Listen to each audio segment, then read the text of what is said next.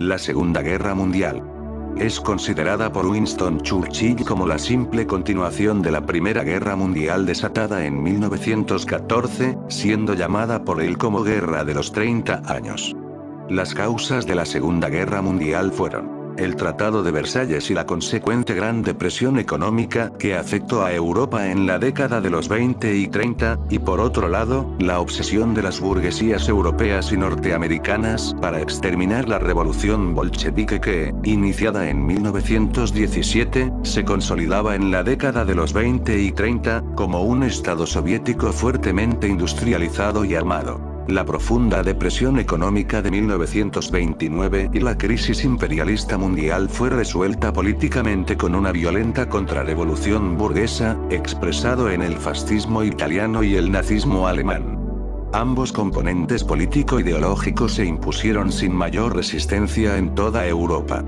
A ello hay que agregar la Guerra Civil Española entre 1936 a 1939, donde las fuerzas católicas, conservadoras y fascistas dirigidas por Francisco Franco se impusieron a la débil República Española.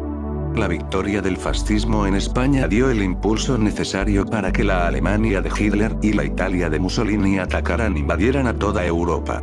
Es en este escenario que Inglaterra, dirigida por el primer ministro Chamberlain, quiso llegar a un acuerdo con la Alemania de Hitler y la Italia fascista con el propósito de orientar el esfuerzo bélico europeo en contra de la Unión Soviética. Stalin, que dirigía al Estado soviético, se les adelantó a los británicos y realizó importantes concesiones a la Alemania hitleriana a cambio del retraso de la guerra en 1939, firmando un tratado de no agresión.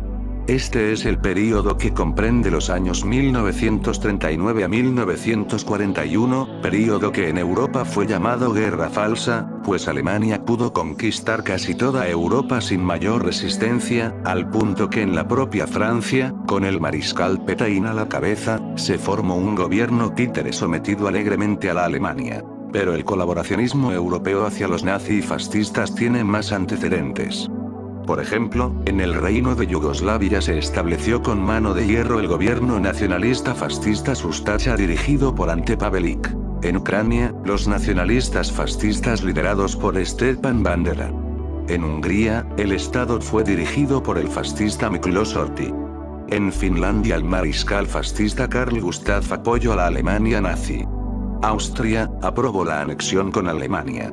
En Checoslovaquia, el fascismo fue dirigido por Józef Tiso, un sacerdote católico que puso al país al servicio de la Alemania nazi. Como podemos ver, la Segunda Guerra Mundial fue una guerra de toda Europa en contra de la URSS.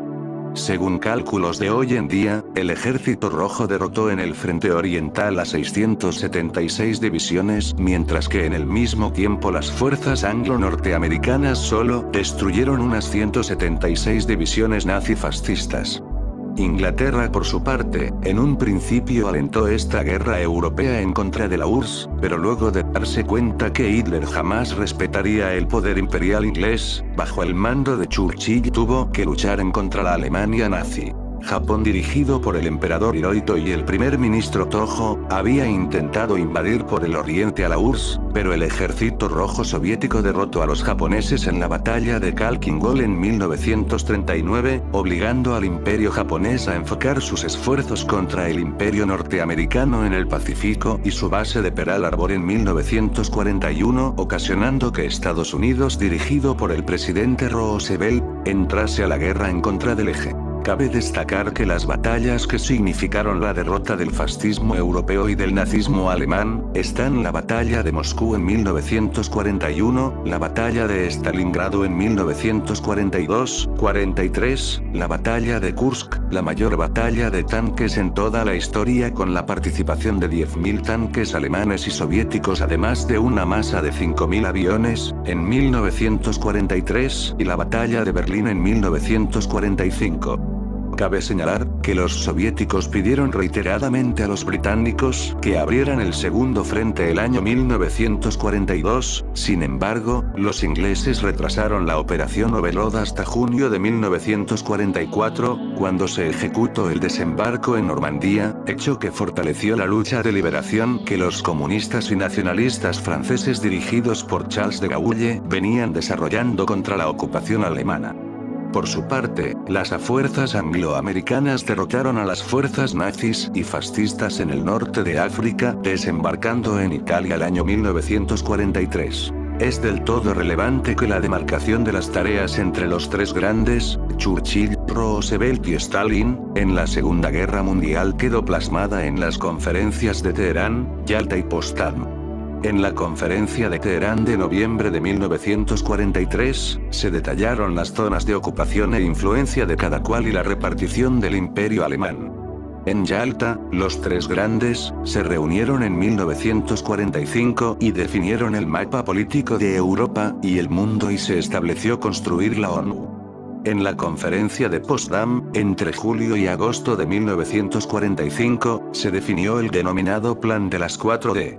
Desnazificación, desmilitarización, descartelización, abolición de los grandes carteles económicos germanos, y democratización. Además se estableció el Tribunal de Nuremberg, en la ex capital de los grandes congresos nazis. El resultado práctico de Potsdam fue el principio del proceso que dividió a Europa en dos esferas de influencia y la Guerra Fría, declarada por Winston Churchill el 5 de marzo de 1946. Pero, el papel de la URSS no solo fue el determinante en la victoria sobre la Europa nazi-fascista, sino que también fue clave en la derrota japonesa. En agosto de 1945 las Fuerzas Armadas japonesas contaban con el triple de fuerzas militares más que los Estados Unidos y sus aliados.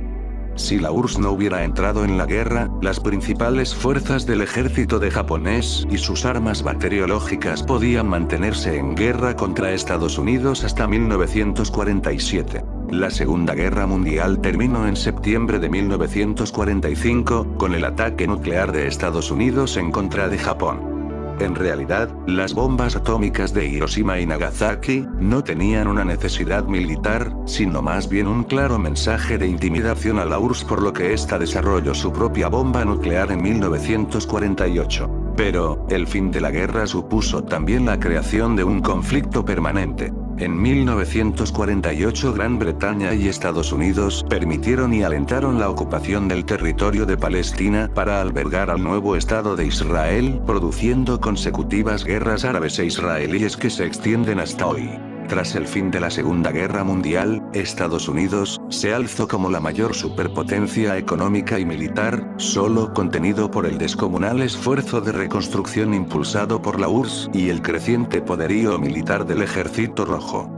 En este marco se crearon el sistema monetario mundial en base al patrón dólar-oro de Bretton Woods, la creación del Banco Mundial, el establecimiento del Estado benefactor y socialdemócrata en la Europa occidental financiado por el gigantesco Plan Marshall, de $12.000 millones, la creación de la ONU, la incapacidad de los antiguos imperios coloniales europeos para proseguir su ocupación en Asia y África, el masivo proceso de descolonización iniciado con la independencia de la India, se extendió a toda Asia y África en la década de los 50 y 60.